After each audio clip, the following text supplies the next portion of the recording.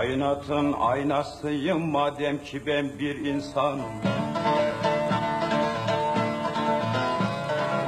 Kainatın aynasıyım madem ki ben bir insanım. Hakkın varlık deryasıyım madem ki ben bir insanım. Hakkın varlık deryasıyım madem ki ben bir insanım.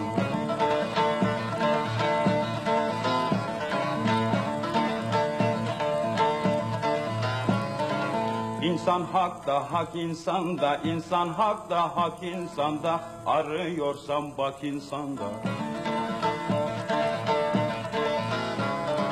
Hiç eksiklik yok insanda madem ki ben bir insanım. Hiç eksiklik yok insanda madem ki ben bir insanım.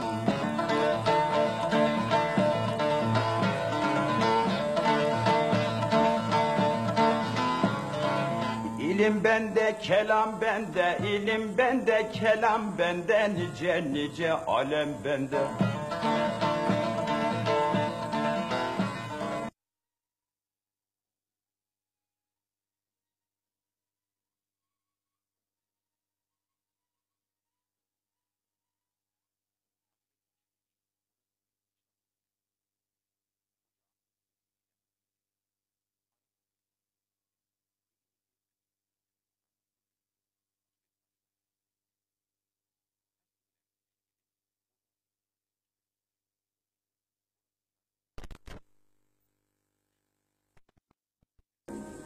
Ağustos ayının 16'sında Hacı Bektaş-ı Veli kendi adını taşıyan ilçede anıldı.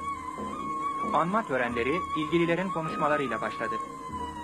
Daha sonra Hacı Bektaş Müzesi gezildi, nefesler söylendi, folklor gösterileri yapıldı, semalar düzenlendi ve türküler okundu.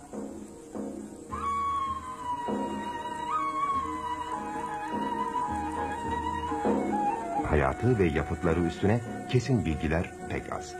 13. yüzyılın ortalarında doğduğu, 25-30 yaşlarındayken Anadolu'ya geldiği, 63 ya da 93 yaşlarında öldüğü söyleniyor.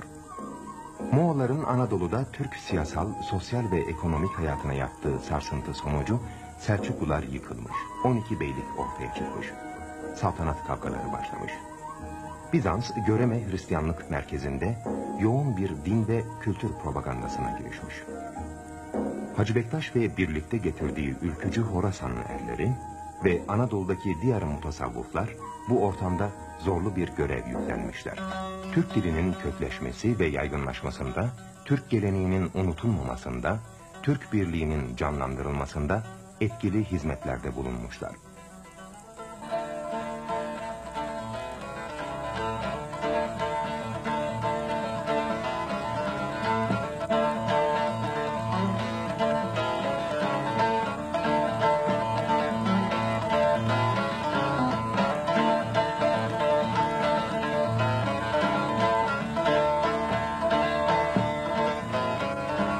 Kainatın aynasıyım madem ki ben bir insanım.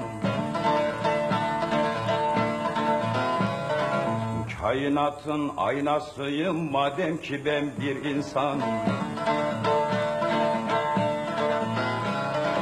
Hakkın varlık deryasıyım madem ki ben bir insanım.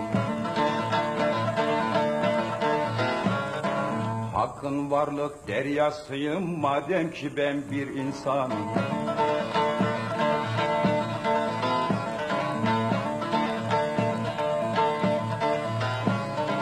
İnsan hakta, hak insanda, insan hakta, hak insanda, arıyorsam bak insanda. Hiç eksiklik yok insanda madem ki ben bir insanım. Hiç eksiklik yok insanda madem ki ben bir insanım.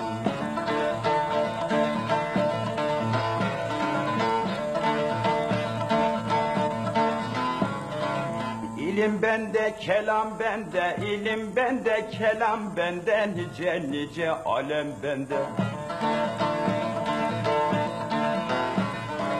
Yazar levh-i kalem bende, madem ki ben bir insan.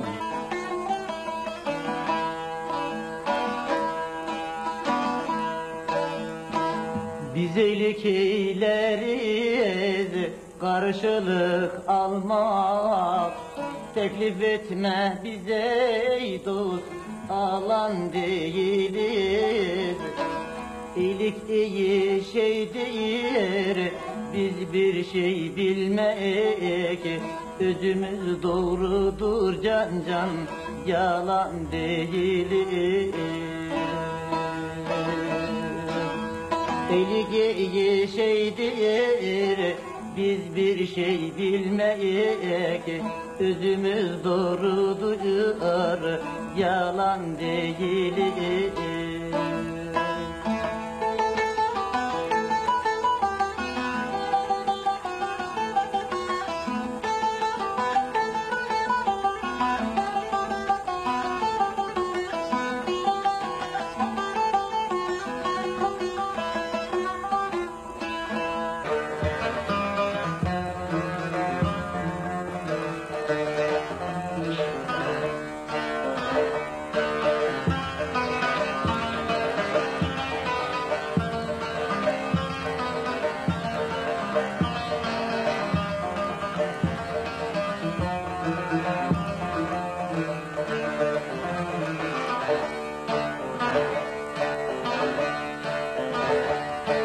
Adem oğlu şu dünyaya gelmişsin, bir ulu deryaha didara gel gel.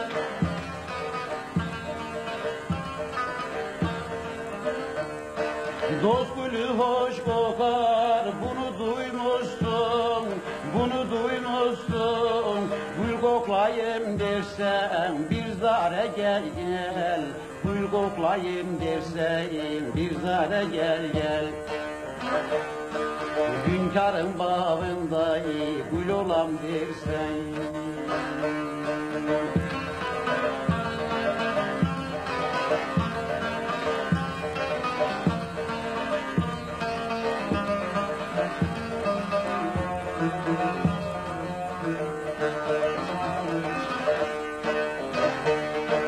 Hünkârın bağında gül olam dersen, hal ile hallanıp hal olam dersen, bir zerrecik alıp göl olam dersen, uğra Serçeşme'ye kardeş Pınar'a gel gel, uğra Serçeşme'ye Pınar'a gel gel. Serçeşmemiz Hacı Bektaşi Veli.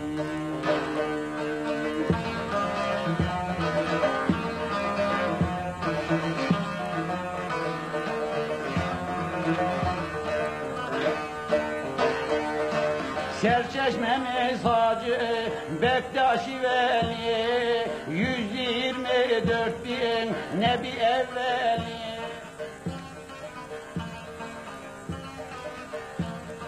Hem Muhammed hem Hüseyin hem Ali, Mukaddesullah ola.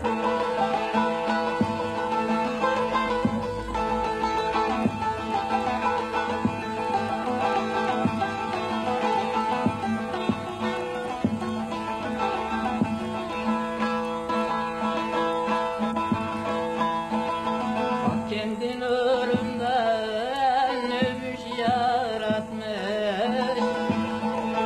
Bak kendin ölümden övüş yaratmış. Padişah eylemiş elin üstüne eğilmiş. Gördüm gül cemalin selavat verdim. Sokulmuş cefalar yar terin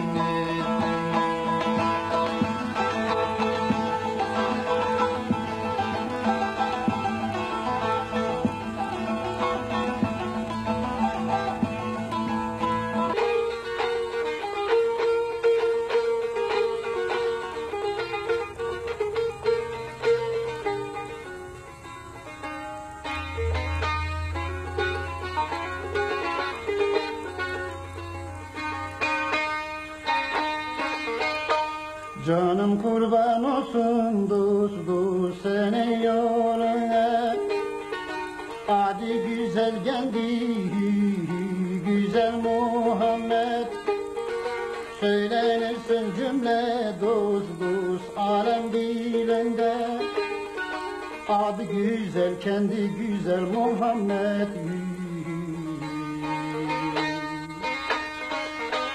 Adı güzel kendi güzel Mustafa dost dost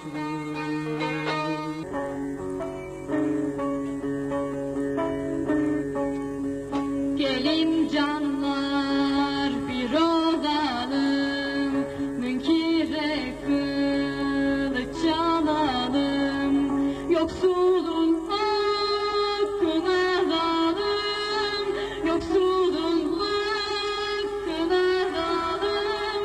Tevekkeltü alallah, tevekkeltü alallah. Canlar gelin birleşelim pir aşkına, pir aşkına. Çağrışalım söyleşelim pir aşkına, pir aşkına.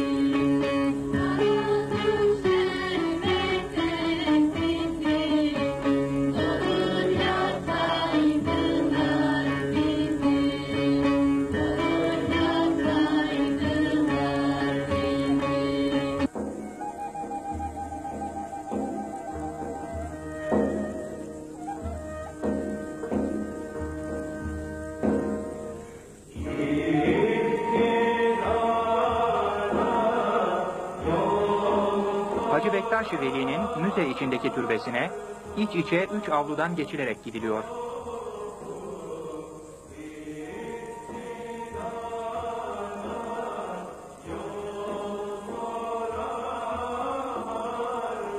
İkinci avluda aşevi ve meydan evini izleyeceğiz.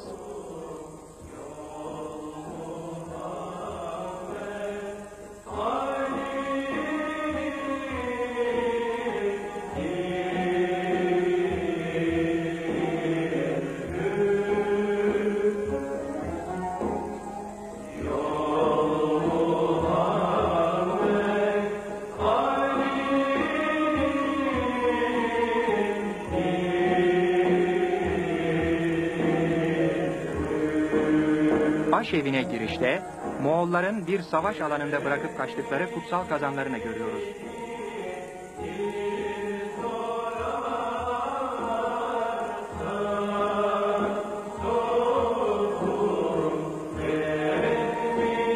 Yıllarca tekkede dervişlere yemek pişirilen bu kara kazan, Yeniçerilerce de kutsal sayılmış.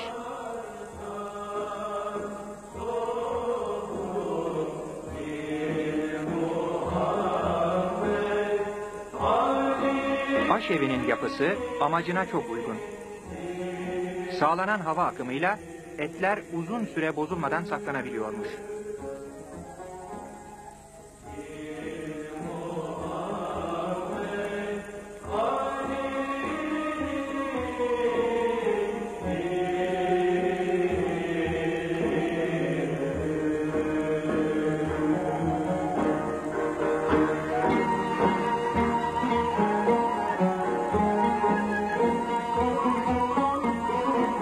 Ocaklar dumanın aşevi içine hiç yayılmadan dışarı çıkmasını sağlayacak biçimde yapılmış.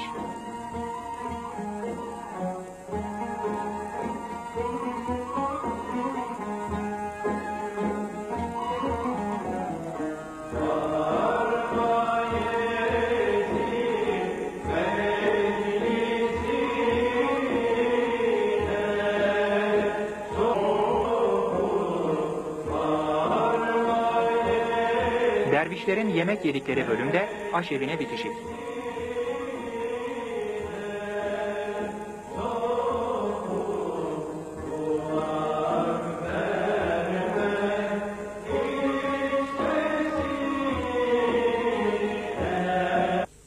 Meydan evi. 7 kat gök kubbeyi temsil eden kirişli tavan altında makam postlarında dervişler otururlarmış.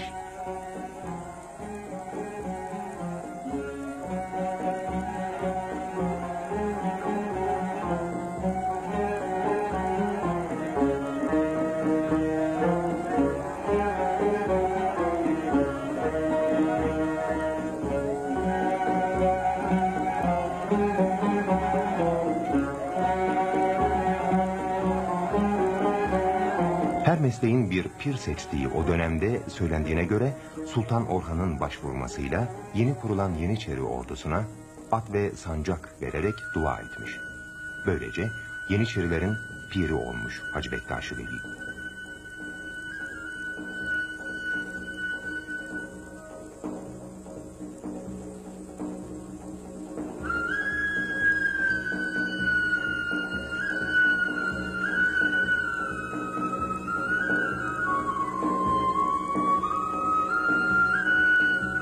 Müze vitrinlerinde Selçuklu ve Osmanlı dönemlerine ait çeşitli eserler, dervişlerin kullandığı çeşitli donanım ve eşyaları sergilenmiş.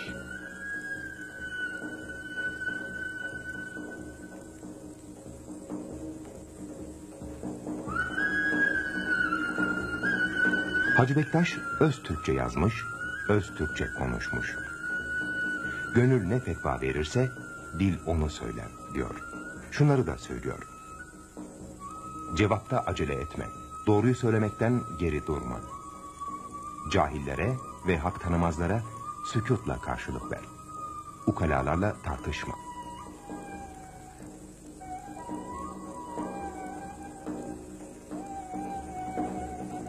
Bunlar teberler.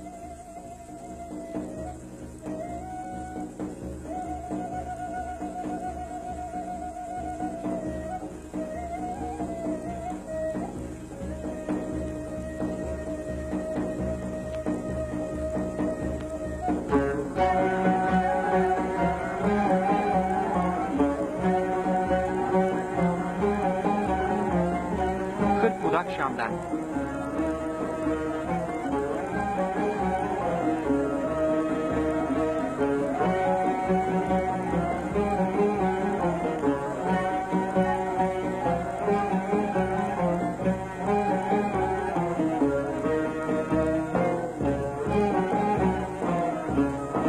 Hacı Bektaş resmi yasaklamamış, teşvik etmiş.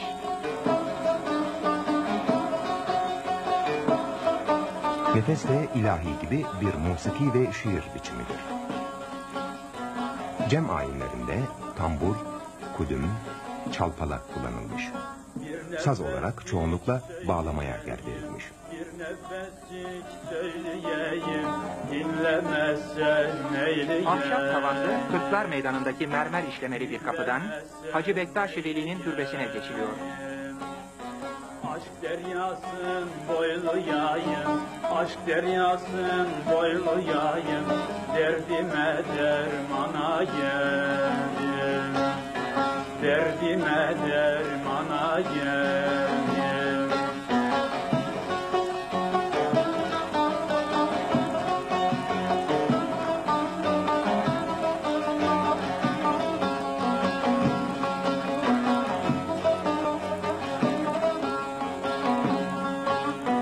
Ben pirin etna kuluyum, ben pirin etna kuluyum, kem damarlardan geleyim, kem damarlardan geleyim. Hacı Bektaş Veli kadını sosyal hayatta ve dergahta erkekle eşit tutmuş. Hacı Bektaş bülbülüyüm. Hak'tan emrolundu geldim cihana. Gözüm açtım mail oldum o burca. Kamil oldum, hak kelamın okudum. Elif kaddim, dal yazıldı o burca. Konaktan bezirgan çıka göçünce, ne gündüzüm gündüz, ne gecem gece. Bir burç vardır, cümle burçlardan yüce. Muhammed miraca çıkar o burca. Hacı Bektaş eydür, ben de gelmişem. Erenler deminden bir pay almışam. Meram Kabe ise gönül yapmışam. Her gönülden bir yol gider o burca.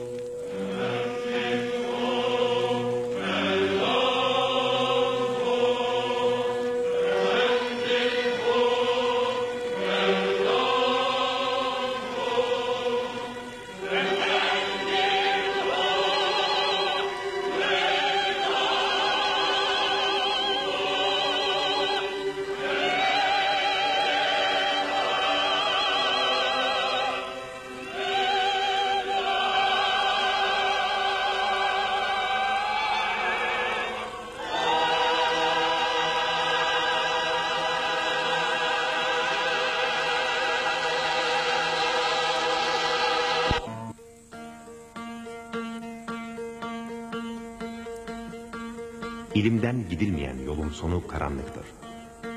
Zor anlarımızda ilim kalesine sığınırız. Kendi ayıbını görmek er kişinin kârıdır. Kadınlarınızı okutunuz. Kadınını okutmayan millet yükselemez.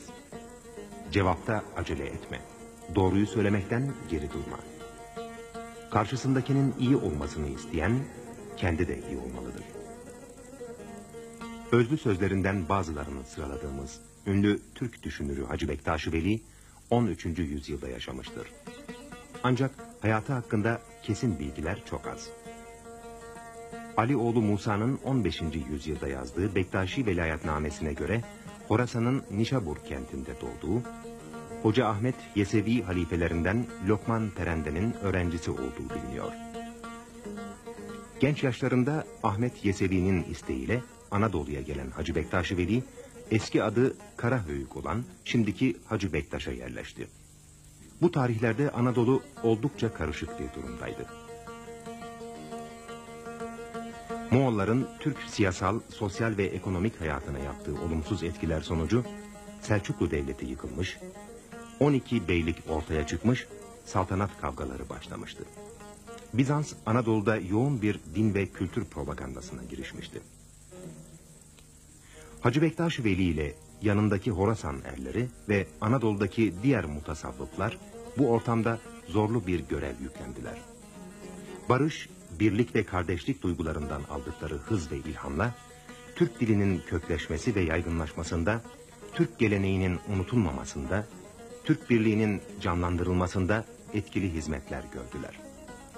Onun ve çevresinde bulunanların insan sevgisiyle dolu düşünceleri, bugün de hala eski canlılığını korumakta.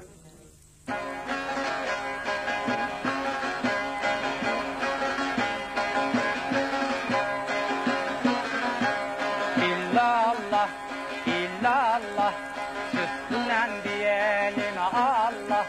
İllallah, illallah, ah dedim, şah dedim, sütünden Allah dedim.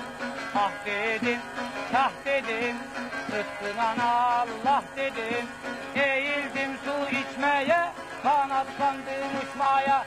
Bu yol erenlerindir, çarka dönenlerindir. Bu yola eğri sığmaz, doğru gelenlerindir. Bu yola eğri sığmaz, doğru gelenlerindir. Bu yola eğri sığmaz da doğru gelenlerindir. Dost. İnsanların mutluluğu için çalışan bu ünlü düşünürden geride kalanlar Hacı Bektaş ilçesinde adıyla anılan müzede sergileniyor.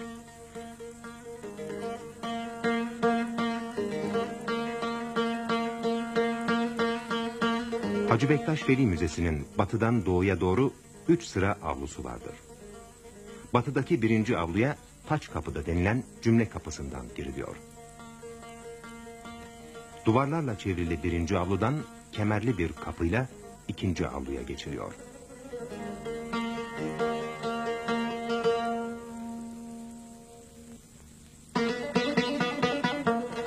Sağ tarafta iç içe kemerlerin süslediği bir niş içerisinde ağzından su akan bir aslan heykeli görülüyor.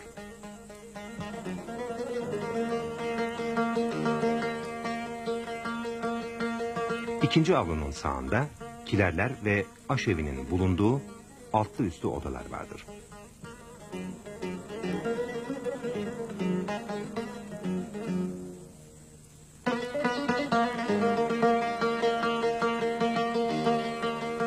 Aşevinde yemek yapılan ocaklar ve kutsal sayılan kara kazan bulunur.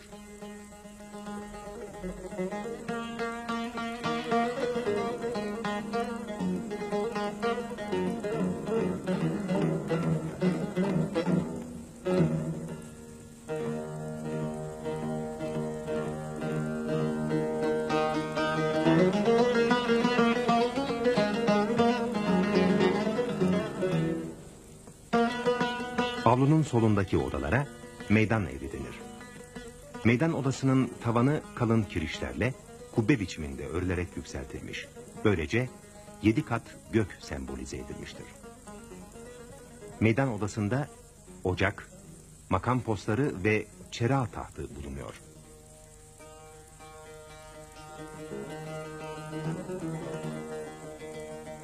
İkinci avludan üzeri kubbelerle örtülü Kırklar Meydanı'na geçilir.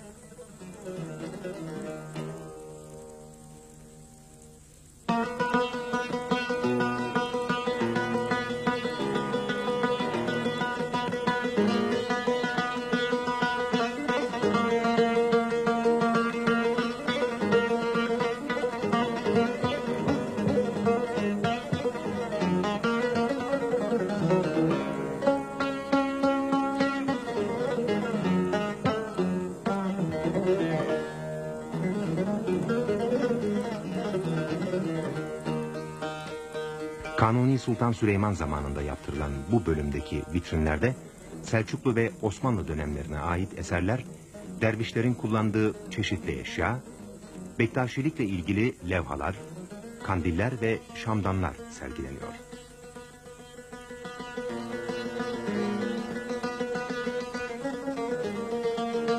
Kırk Budak adıyla ünlü şamdan, müzede sergilenen değerli eserler arasında en çok ilgi görenlerden biri.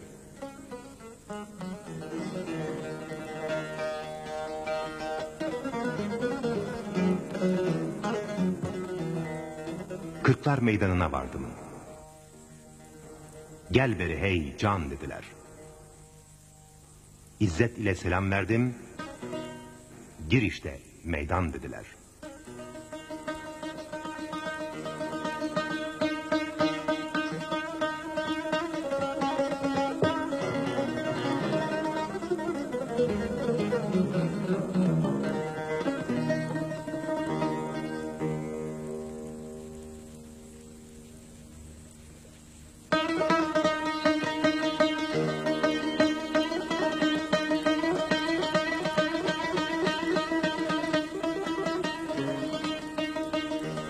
Kırklar Meydanı'nın sağındaki Hacı Bektaş Veli'nin türbesine küçük, mermer işlemeli bir kapıdan girilir. Klasik Selçuklu devri kümbetleri tipindeki türbede Hacı Bektaş Veli'nin üzeri işlemeli puşidelerle örtülü yüksek sandukası yer alır.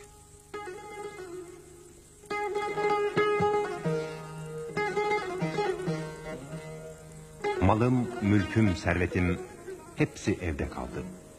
Eşim, dostum, akrabam geçtiğim yolda kaldı. Dostlarımdan birisi hep bende, hiç ayrılmadı. İnanarak yaptığım iyilikler bende kaldı.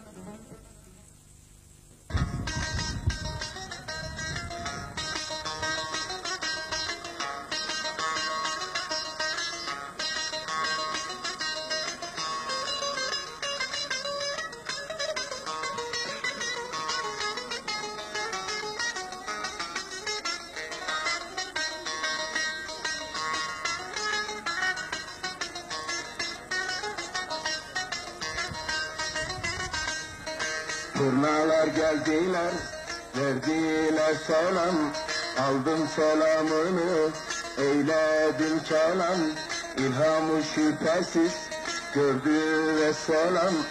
Eylem turnam eylem, eylem, eylem, eylem, eylem, eylem, eylem, eylem.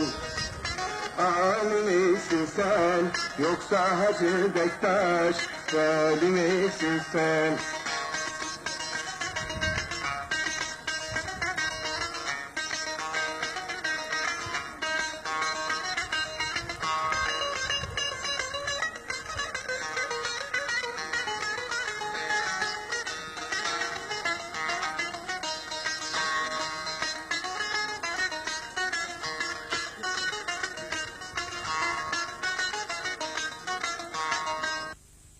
Hacı Bektaş Türkçe yazmış, Türkçe konuşmuş, gönül ne fetva verirse dil onu söyler diyor ve ekliyor.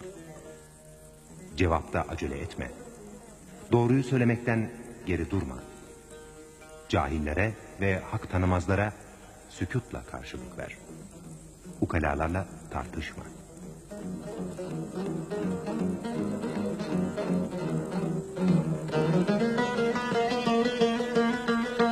Hacı Bektaş, eydur, bende gelmişem. Erenler deminden bir pay almışam. Meram Kabe ise gönül yapmışam. Her gönülden bir yol gider uburca. Makalat adında öğretici bir tasavvuf kitabı olduğu da bilinen büyük düşünür, hak dostu Hacı Bektaş Veli her yıl törenlerle anılıyor. Bu törenlerin 20.si 16-18 Ağustos tarihleri arasında Hacı Bektaş'ta yapıldı. Törenler sırasında Hacı Bektaş Veli'nin hayatı ve düşünceleri üzerine konferanslar verildi, nefesler söylendi, semah gösterileri yapıldı. Bereketiniz bol olsun. Bereketiniz bol olsun. Rahmetimiz bol olsun. Rahmetimiz bol olsun.